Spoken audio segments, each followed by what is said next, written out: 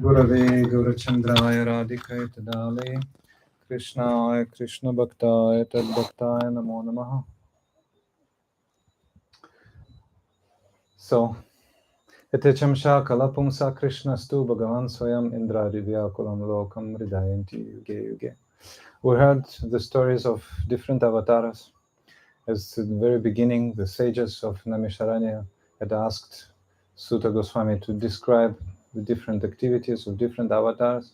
And then finally, he described the activities of Krishna in the 10th canto of Srimad Bhagavatam, which is the life air for all Vaishnavas. And in our Sampradaya today, we're speaking about Sri Chaitanya Mahaprabhu and his divine master, Sri Ishvara Puripad. In our Sampradaya, the mood of Vraj is cultivated, the mood of Vrindavan, so specific. So Krishna comes in so many avatars, and only when he comes as Krishna, he demonstrates, he personifies those 4 unique features which are typical only for Krishna. What are those? Lila Madhuri, the great sweetness of his lilas. Rupa Madhuri, the unique sweetness of his transcendental form. Prema Madhuri, the uncomparable sweetness of his Prema divine love. And Venu Madhuri, certainly the unique sweetness of his flute play. So none of the avatars play flute.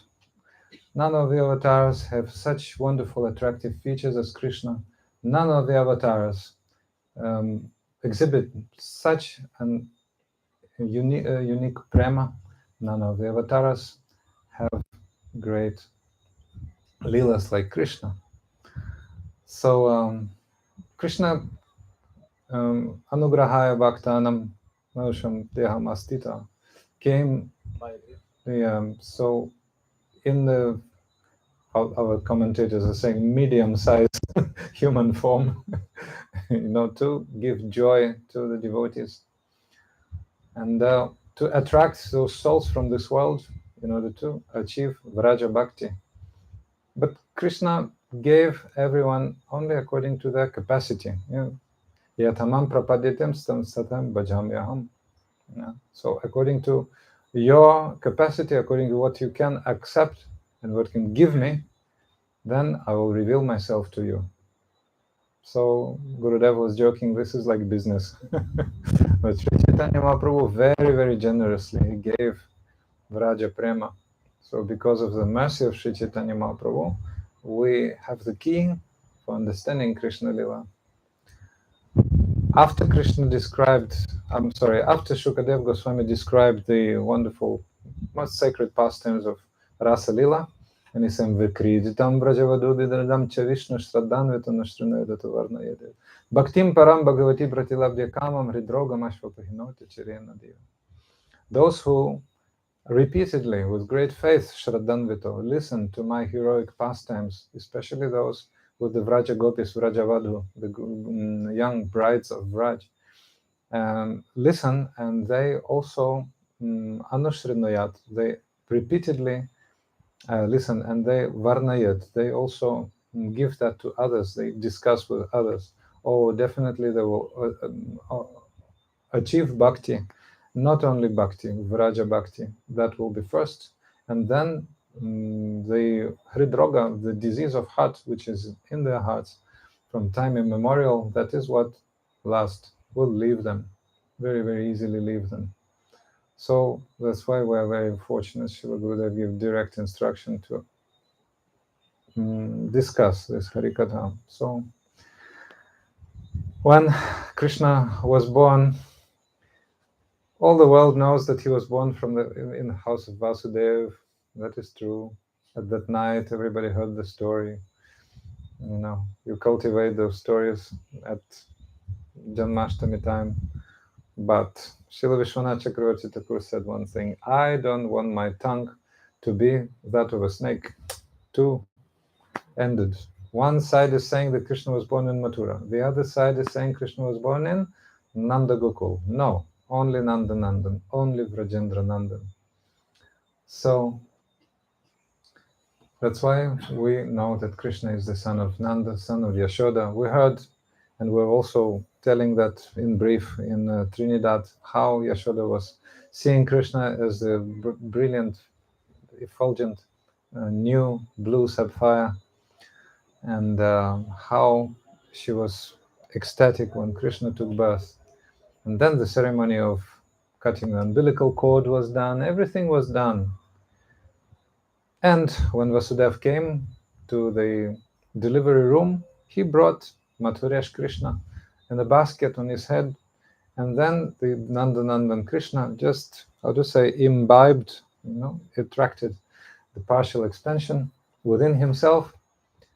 And Yashoda was also so much exhausted by the delivery, she couldn't understand if she had given birth to a boy or a girl, actually to both, Krishna and Yogamaya, who was also known as Ekanamsha in Vasudev's abode.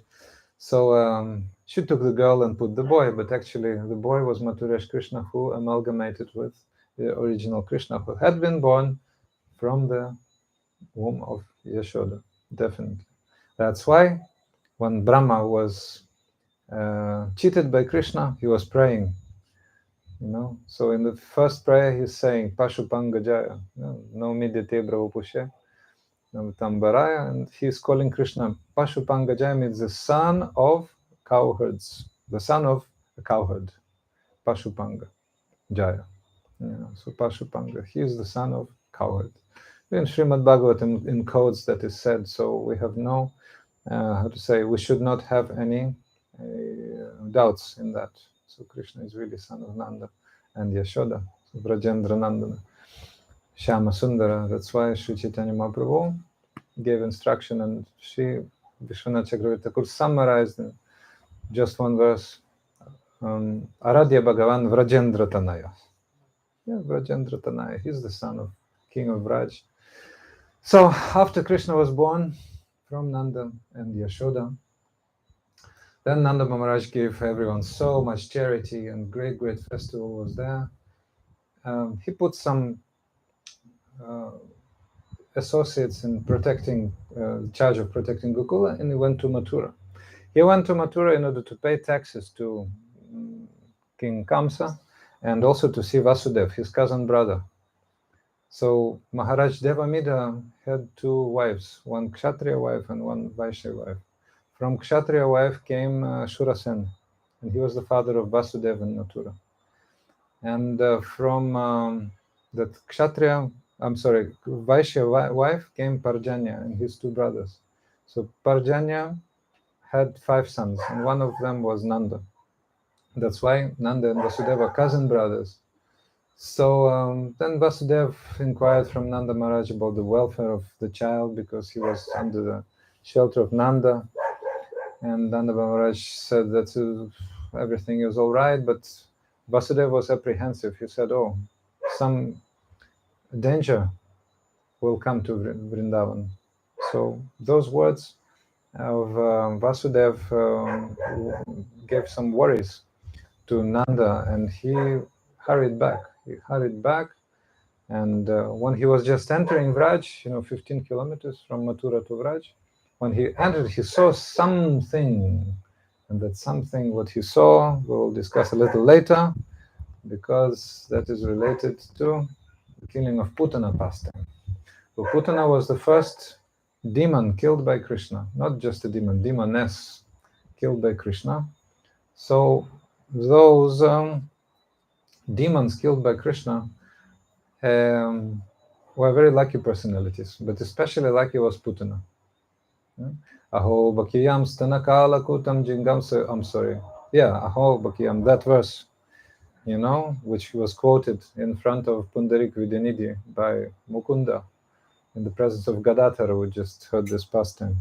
Aho Bakiyam Stanakala Kutam Jagyan Payos Yasadvi Lebegatim Datrijitan Titanya Kambada Ilum Sharanam Vrajema.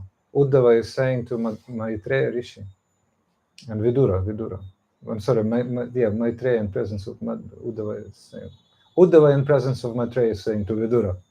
He is saying, I want to take shelter of that great Krishna, who's topmost merciful, because he had given so much mercy to Putana. Putana was a witch in disguise, but he gave her a very, very exalted position. So what position we'll hear now? So he was killing, she was very, very strong. And she was having the power of 10,000 elephants. So Kamsa was conquering all directions, but he could not defeat Putana. He could not defeat Putana. So finally, he made a truce, and I would say accepted Putana as an ally. Okay, be my sister, please, be my sister. All right, she agreed. I'll be your sister. So then Kamsa, when he knew about his enemy should be born, his killer should be born as the eighth son of Vasudeva and Devaki, he made Putana kill all the little babies been born in the Mathura region. So finally, she was flying around and she was looking for Krishna, and she saw a great palace. That was the palace of Nanda Baba, but not because she was on a special task given by Kamsa, but because she had been sent by Yogamaya on a special task by Yogamaya. Very, very rapidly, she was able to enter the courtyard of Nanda Baba. Moreover, she was very, very easily able to enter the delivery room by Yashoda, of Yashoda. So she saw little Krishna, and Krishna was just a few days old, and Yashoda was near him, and Krishna was seated, and nobody said anything. She came as a young, beautiful lady, because the witches can make any appearance, can take up any form. So Putana had taken the form of a young, very attractive lady, like Maya Devi herself. And she was able to enter the delivery room very easily in such a way that nobody could say anything. So when she entered, Yashoda allowed her, certainly, to breastfeed her baby. And then, very, very easily, she gave her breast, her nipple, which had been smeared by the deadly poison Kalakuta, to Krishna. And Krishna started sucking. Putana had no milk, because she was not a gopi. Gopis had so much milk in their breasts, and immediately when they think of Krishna, what to speak of, express their love, like Yashoda. Yashoda Gopi immediately has so much milk, and it automatically flows out of her nipples. But Krishna was sucking, and together with the poison, which was totally neutralized, he sucked all of her strength, all of her might, all of her life force. So Putana was not able to suppress, to do anything. Oh, child, leave me, leave me. She was shouting. And finally Krishna took all of her life force, and she was not able to maintain her form of a beautiful lady, and she was visible. She became visible as the great, gigantic witch, 15 kilometers long or something. So when she collapsed, by giving her life force, then she covered all the gardens of Kamsa from Mathura to Vrindavan. All the gardens were just under her body. So that's what Nanda saw when he was returning. He saw a huge hill that was kind of huge hill, and on top of the hill, that hill, there were two more like hillocks, the two breasts of Putana. And then Krishna was just playing in between of them. So Nanda could not understand what was going on, and the Brijabasis also could not understand what was going on. And finally, they could understand it. It's a great demoness which was killed by Providence. They couldn't even understand that Krishna had killed him. So, oh Lord Narayan, you're so great. You saved our Lala from great danger. So finally, they took some swords, and they cut Putana's body into some pieces, and they cremated, because she was gigantic, 15 kilometers, so you had to really cut part by part. So then the body was cremated, and then the beautiful aroma of incense could be felt everywhere. So then the Brijbasis were so happy, And immediately Yashoda and other gopis smeared Krishna with a mixture of cow dung and cow urine, and they had brahmanas chant protective mantras, protecting all the parts of the body of Krishna. So our acharyas, Srila Bhaktivinoda Thakur in Krishna Samhita, and also Chaitanya Shikshamrita, they're speaking about the demons. So those anarthas represented by demons, and the positive qualities which have to be divine qualities, we have to be cultivated by listening to those lilas. So we should not be afraid of anarthas, and rather we have to cultivate positive qualities as we hear those lilas. So Putana represents cheating. More specifically, she represents false guru. False guru. Putana. Puta means putra, means purity. Na means not. Putana is the witch who has no purity. So Putana represents the highest type of cheating. Why? Because she positioned herself as mother, and mother is first guru actually. Mother is first guru. So according to like ordinary estimation, as is accepted in the Vedas, it is said that you cannot repay mother for 7 generations. That's ordinary. But what to speak of guru? Once some devotee said to Gurudev, "Thank you, Srila Gurudev." Guru said, "You cannot say thank you to Guru. You cannot say. You can only ask, Kim Karo, how can I serve you?" That's how disciple should approach Sri Guru. How can I serve you? Oh, I'm so useless. How can I serve you? I'll never repay. Never be able to repay. But if someone presents as a guru while not having any qualification, that is called Putana Guru.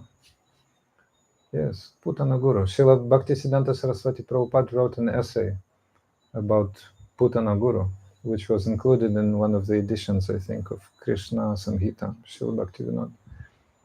So he's saying, as soon as living entity gets material body in this world, especially human, when you get a human body, immediately you are given to school.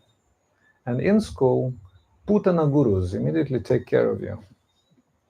They give you so-called education by telling you false things, that you are this body, that you are so nice and beautiful, that you have to grow up and become the great enjoyer and controller, become a great politician and those things. But more specifically, they dare to comment on the scriptures.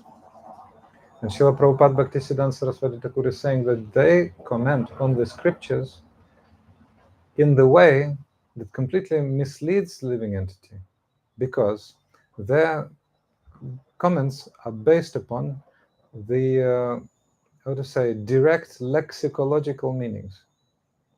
For example, Krishna is black, isn't it? So those so-called gurus, atheistics, will tell you Krishna means black, which is correct actually. Krishna is definitely not white, because Balaram is white, we know. Lord Ram is also white, but not Krishna at all. Krishna is dark, and all Vraj calls him, "Hey, you blackie," like this. That's completely different mood. But those empiricists, Putana Gurus, are saying Krishna is black, and that is why he is so bad, whatever the conclusions they can make, I remember when I was just beginning devotee, then my father, he was giving me some book to read, some academical book about the legends about Krishna and blah, blah, blah. He was saying, "Look, Krishna is black." My Christian parents were telling me, "Krishna is black," So this is called Putana Guru. But what to speak? Now, Kali Maharaj is very, very, how to say, intricate. He may be present before you as a sannyasi with a tilak, with a bead bag. He can give you a mantra, can give you sweet harikatha. Such sweet harikatha you will not be able to, you'll collapse, unconscious. Such harikatha, and singing and everything, but he's Kali Chela. He's Kali Chela. Why? Because he's positioning as guru. without having any blessings from Guru Parampara. That is why. That is why. Or he rejected his own Guru, or made false conclusions from his Guru's teachings. Now, in Vrindavan, everybody goes to Sevakunj, everybody goes to Radhavala. But who is, how to say, in charge of that sampradaya? Someone rejected by Shri Gopalabhatta Goswami. Someone, okay, not mentioned. Anyway, but just an example. And the members of that sampradaya never follow Ekadashi. I mean, they eat grains on Ekadashi. So how can we accept this bona fide sampradaya? And everything started from him. Because he told, Gopal Bhatta Goswami told him, don't eat pan, today is Ekadashi. He tried to offer his Gurudev pan, some, is it betel nut? He said, don't eat today's Ekadashi. No, this is prasad. And that, okay, I reject you. That's it. That was it. But now he has his own sampradaya, see, and many, many examples like this. So we have to see very, very carefully. Anyway, I wanted to speak a little more. If I could, 10 minutes? Because, I wanted to speak about demons in Vrindavana-lila, and today maybe we'll continue on something sweet, on top of it. But demons, I think, very relative subject. But Putana received very, very special benedictions by Krishna, as we heard from that shlok, quoted by Mukunda in front of Gadadhar in the presence of Shri Pundarik Vidyanidhi. So she became a wet nurse of Krishna called Kilimba in Aishwarya Goloka. So in Goloka there are 4 prakoshts. Goloka Vrindavana has 4 prakoshts, means 4 sections. Dwaraka, Mathura, Goloka and Vraj. So in Goloka, more awe and reverence, and they think that Krishna, Radha and Krishna, like married couple. So there, Yashoda also breastfeeds Krishna, and she has one maid servant, wet nurse called Kilimba. So that Kilimba sometimes gives breast to Krishna. So, that's what happened. That's what happened. So normally it's considered that all demons Krishna had killed received Sayuja Mukti, means impersonal liberation. Actually, not all of them. Not all of them. Putana became a wet nurse. And who was that? Oh, Vatsasura, yes. The demon Vatsasura, who came in the form of a calf. Krishna whirled him and threw him on top of the tree, same as Baladev acted with the asses. We may discuss tomorrow, maybe. So Vatsasura gave up his life while still being whirled, but he received Sarupya Mukti. He took that same form as Lord Narayana, means 4-handed, went to Vaikuntha. So in some rare exceptions. And there were many, many demons Krishna killed, but one demon Krishna did not kill. He just chastised. And that demon was called Kaliya. So many demons all demons, they represent a certain anartha. Each demon represents certain anartha. So Putana is cheating, and the divine quality we have to cultivate by hearing Putana Vad, means the story of killing Putana, is approaching a bona fide spiritual master, his lotus feet. But, we have 6 enemies: Kama, Krodha, Moha, Mada, Moha, Matsarya. Kama, lust; Krodha, anger; Kama, Krodha, Lobha, greed; Kama, Krodha, Lobha, Mada, madness; Moha, illusion; Matsarya, envy. So 5 first out of them, we can engage in devotional service. So we can engage lust. Gopis were very lusty for Krishna, but that's Kama, not transcendental Kama, not material. Kama, Krodha, anger. We must use when our Guru is being criticized or offended, or Vaishnavas or Thakuraji deities, anything, Bhagavad Gita, some scripture, we have to become angry and defend. Otherwise, we're not disciples or anything. So this is Kama, Krodha, Lobha. Lobha means Greed, yes, we have to become greed for bhakti, for hearing Harikatha. And what's that? Mada and moha, madness and illusion. Well, this is on high levels of consciousness, of spiritual development. Devotees can experience in spiritual sense, same as gopis. But envy, matsarya, we can never use in Krishna's devotion. Never. It has no place. So envy is exemplified by Kaliya. First of all, envy. And also violence, and also, let me see what Srila Bhaktivinoda is saying. Anyway, these two, violence.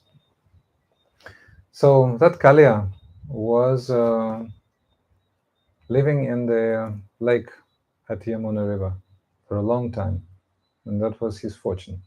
But before he was living in Ramanakadvip, an island. So now it's known as Fiji. Still, Indian population is there, and they still worship snakes, I heard. So they remember, because they're from Kaliya's dynasty. So Kaliya and Garuda, they were like cousin brothers, because their mothers, Vinata and Kadru, they were sisters. So, but actually they were enemies. And Kaliya was there in that lake long time. And he was so poisonous that, even birds who were flying under that lake he was sitting in, they were falling dead. But one branch of a tree was still alive, and that branch was alive because the mother of Kaliya, Kadru, was carrying, the Garuda was carrying the nectar, and it fell there to save his mother from her sister Vinata's bondage. Anyway, long story. So one drop fell there, and the branch was still alive. So Krishna saw that demon is spoiling all the water, everything is poisonous around. So he went there and jumped from that branch right into the little lake, challenging the demon. The water certainly splashed, and there were many waves. So actually that Kaliya had some mystic power to build palace, to build to make water solid. So he built a huge palace within the water, and he was living there with all of his wives, and there were many wives, and he had huge amount of heads, 101 prominent heads, and there were some supplementary heads also. So then Krishna splashed and challenged Kali in that way, and Kali immediately showed all of his heads, and he took Krishna within his coils. So Krishna was under Kaliya's coils. So those Brijbasis who were standing on the shore immediately fell down unconscious out of despondency. And the rest of the residents of Raj, they ran to tell the senior Brijbasis, oh, that thing happened.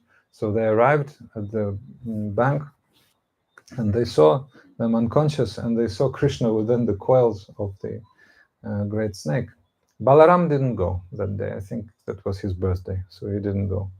But when Brijbasis started complaining to Balaram, Balaram said nothing. He was just smiling, because he knew about the extraordinary power of his divine brother. So he didn't go. He knew that that was Krishna's plan. So then, after some time, about 2 hours, Krishna was on Kaliya's, so quickly on Kaliya's heads that Krishna had only 2 feet, but he was dancing so much poison out. So the dance was observed by the great Vidyadharas and great Gandharvas and great demigods, and the best musicians took up the drums and started trying to accompany Krishna with their bugles and drums and all the musical instruments. And The poet Surdas wrote that great song, Pam Pam Pam. Anyway, it's only Pujapad Madhusun Maharaj, Pujapad Damodar Maharaj, they're masters, they can nicely quote that song.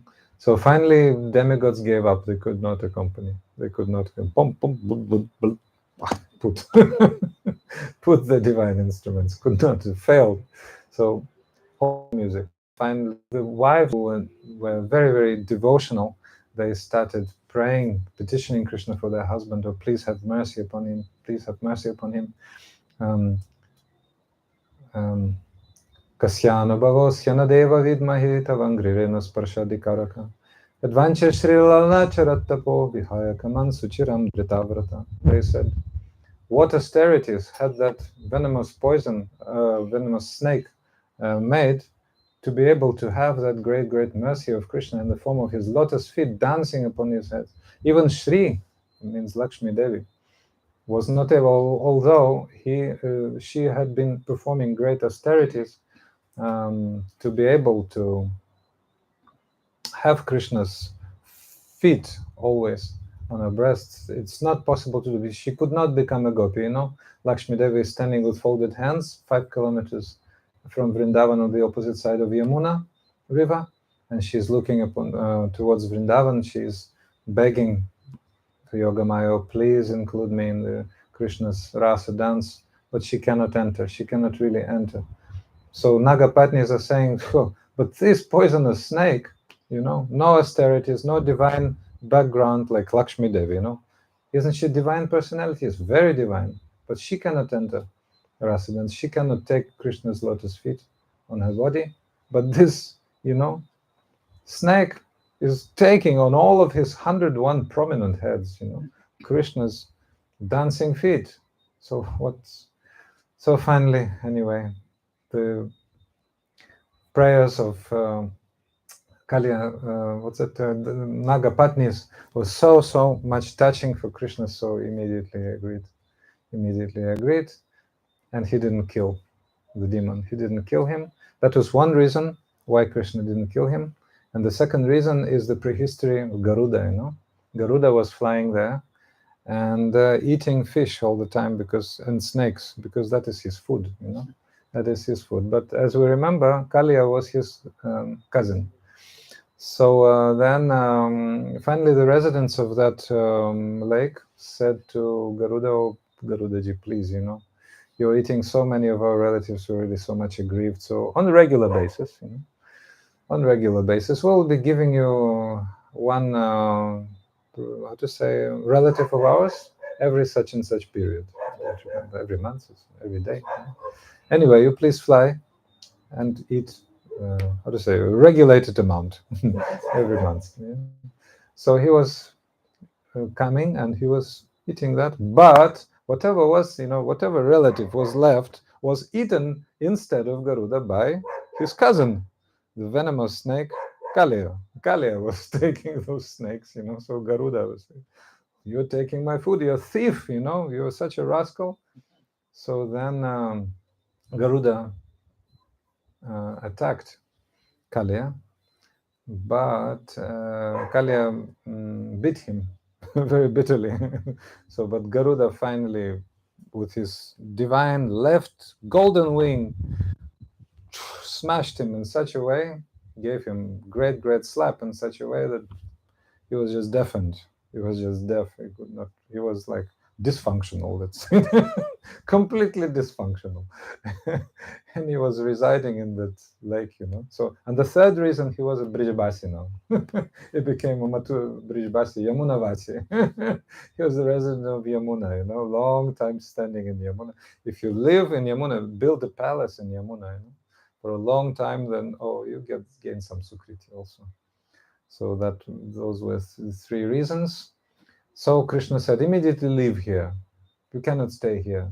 And using underwater waves, very quickly, the snake Kaliya, who had been purified by Krishna's wonderful dance, deprived of all of his poison, all of his mystic powers, he returned to Ramanakadvip in Fiji, underwater waves. So we're hearing this lila and we're praying oh, let our envy towards especially Vaishnavas disappear, because often we can see, oh, someone has better qualities than me, somebody who does better seva than me, and we say, that is a great mistake we should not do. So I'm just preaching to myself, because I can see those qualities within me so much. So by your blessings of Guru Parampara, I hope everything will be better in that regard. So that sixth enemy, which is really actually invincible in any other ways but bhakti, and moreover it cannot be used in bhakti. That quality of envy, that enmity actually towards Vaishnavas, is very, very, very bad, very, very bad. So we have to respect all Vaishnavas, and we must not tolerate any criticism regarding our sampradaya, our gurus, our dear guardians, the holy scriptures, deities, and everything regarding Krishna. So, like this. So, dear devotees, tomorrow we have another program, a house program in the house of Indra. What's your mother's name? Mati Didi and Tamal Prabhu. How wonderful. Tarun. A wonderful son. So we will be very glad to visit you, and tomorrow we'll hear wonderful Krishna Lila, something about demons, and also something very special about the mood of Brijbasis. And then Sunday, last program in the temple, daytime program for Shivaratri. So glorification of Lord Shiva would be there. So now we're requesting, there's no arati, so we're requesting some more kirtan, some devotees should sing, especially those who haven't sung, especially members of a family. If you can sing, we're very, very happily, we'll be very happy to hear from you. Nitai Gaur Premanande Hari Hari Bol. Srimad Bhagavatam Mahapurana ki jai. Rupanuga Guru Varga ki jai. Paramarati Tama Guru Pad Padma ki jai. Shri Surapuri Pad ki jai. Gaur Premanande Hari. So who will sing?